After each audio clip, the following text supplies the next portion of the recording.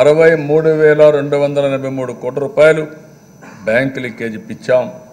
దీని మీద కూడా మీరు చూస్తే 2,514 కోట్ల రూపాయలు వడ్డీ లేని రుణాల కోసం వడ్డీ మాఫీ కూడా చేసి వాళ్ళని ఆదుకున్నాం.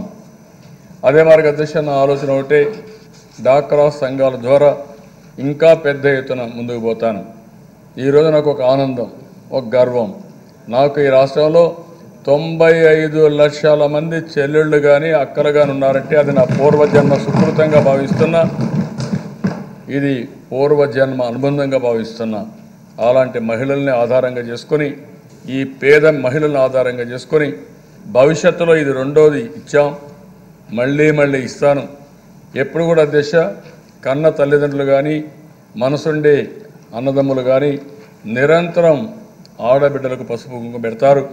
అదే సాంప్రదాయాన్ని మా 95 లక్షల మందికి నేను కొనసాగిస్తానని మరొక్కసారి మీ ద్వారా హామీ ఇస్తున్నా. వాళ్ళ అభివృద్ధి కోసం ఇది నేను శ్రీకారం చుట్టాను. వారి కష్టాలు లేకుండా ఉండాలని శ్రీకారం చుట్టాను. ఆత్మ గౌరవాన్ని కాపాడడం కోసం ఇచ్చాను. అందుకే ఈ కార్యక్రమాన్ని నిరంతరం కొనసాగిస్తాను.